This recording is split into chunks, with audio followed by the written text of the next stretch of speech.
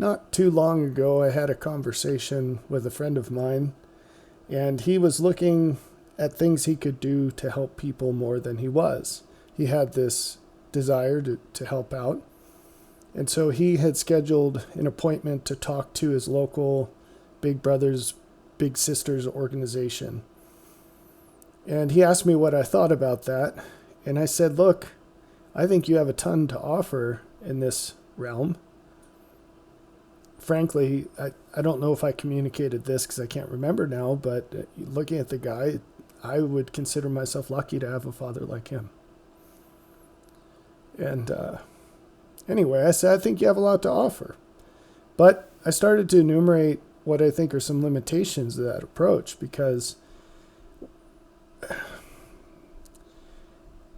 there have been so many things in my life that I was drawn into, so many activities in my life that I was drawn into, thinking that I was going to be able to make a difference, only to find out that my hands were tied from doing the things that would actually achieve what I was after, the kind of impact that I was hoping to have.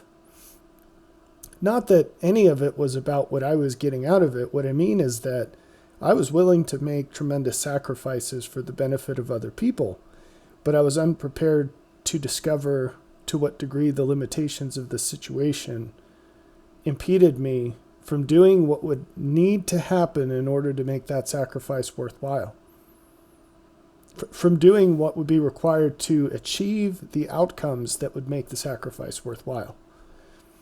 And so I explained a couple of reasons why I thought something like Big Brothers, Big Sisters would turn out exactly the way that I saw my military service turn out, my time as a university professor and as a mentor in all these different ways, whether it was through employment opportunities or church or anything else. And he agreed with me somewhat, and at least somewhat, because he ended up starting up a YouTube channel. And he's been focused on putting out messages oriented to men, especially young men, and just giving them good uncle advice kind of material. And I've watched every video he's made so far, and I think that it would be really helpful for young people to hear. I'm aware of other channels that are like this on the female side of things, and I want to hopefully encourage us to network with each other on this. And if you know of a good channel like this, person on YouTube or Instagram or TikTok or whatever the channel might be, the social media type might be, if you know of a producer like this, a creator like this, put a link down in the comments and people can check it out. And when you do that, pick the video or the clip, the reel, whatever it is, that means quite a bit to you, to lead with your strongest argument that this person's worth listening to.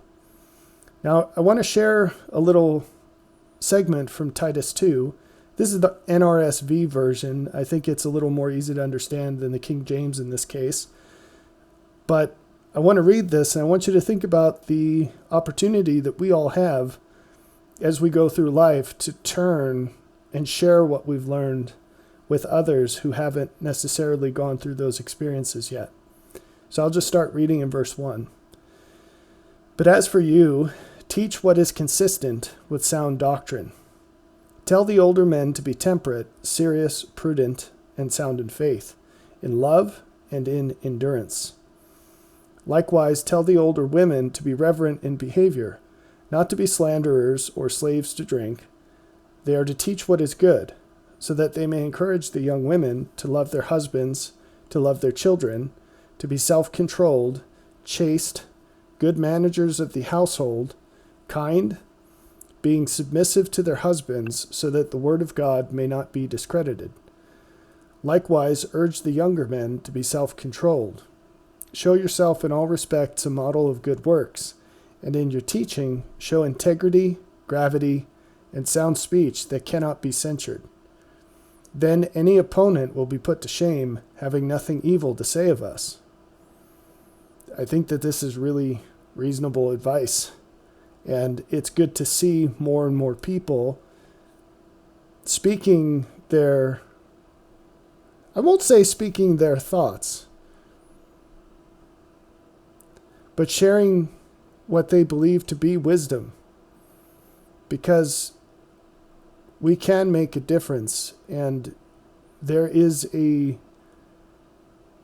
very obvious lack of mentorship in the world today. Through technology, we've been given this great blessing to mitigate much of the consequences of a lack of wise parenting. But it's a situation that's impossible for any one person to change. If you have found anything of worth in your life, you've been given a great gift of potential joy through sharing it with others. And I think that's a gift that for the most part has not been recognized or taken advantage of. In regards to my friend that I was talking about earlier, he was kind of surprised at my perception that the things that he had to say were worth hearing and that would help people. So I think that's surprising, because he's gotten through his life with a measure of success against some reasonably difficult obstacles. And he's been through situations that young people today, I think, are poorly prepared for. And so I encourage all of you, if you think you have something to say that would help someone, to make a platform for yourself to share that with others. But even if you really truly feel you have nothing to offer in that regard, or if what you have to offer you perceive to be less valuable than something else you know of, and this gets back to a point I've made many times, if you find something interesting that you read in a book, the most helpful thing you can do is probably not to write a book that contains all of that same information, unless you truly believe that you can convert it into something more accessible to people that don't have access to the original.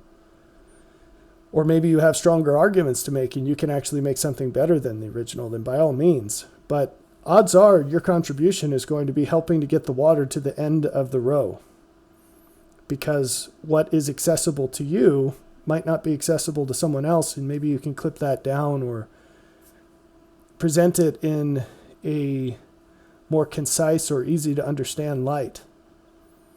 And we have that opportunity. It's also a duty, but I think that the benefits of the opportunity are much more useful to think about than the obligation of the duty. So I hope that you think about this, because it's something that, as a community, a religious community, the religious community, I think, does this very poorly. If you compare the transmission of ideas in other domains, so for example, suppose you're going through an undergraduate degree with a cohort of students. They share ideas very well, compared to the religious community.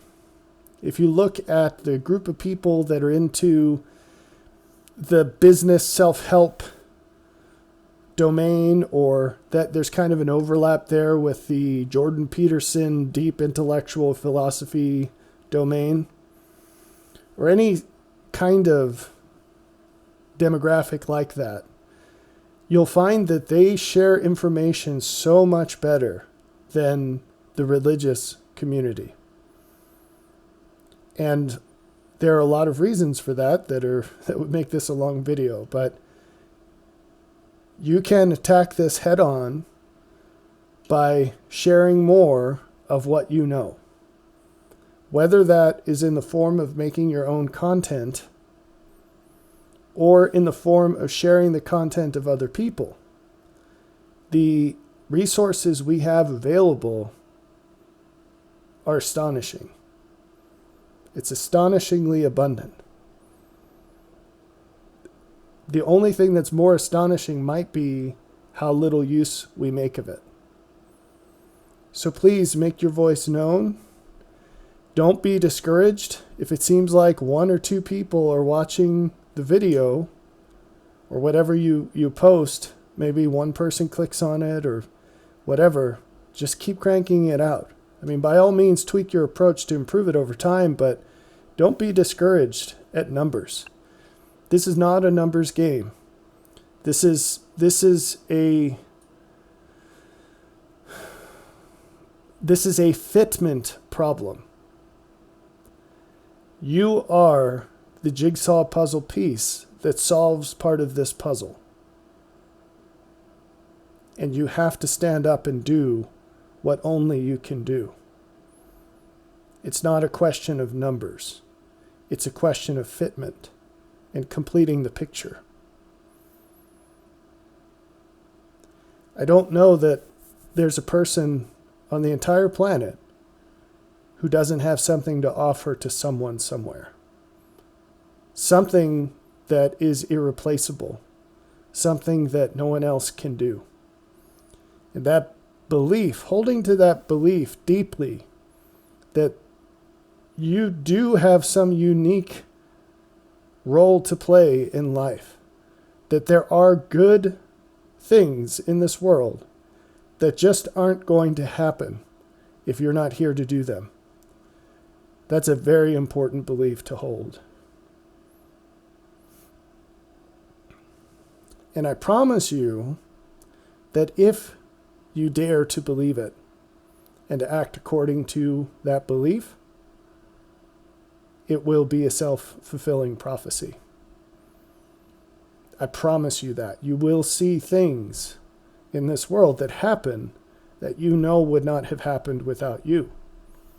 Of course, the other funny thing about it is you won't care that it happened because of you. You will be fully focused on the difference it made for others. And that is much more beautiful.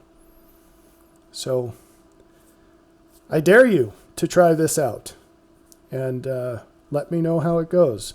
Please put some links in the comments to this video of resources, people online that you have found to be valuable as mentors. And what I mean by that specifically is people that have something worth sharing.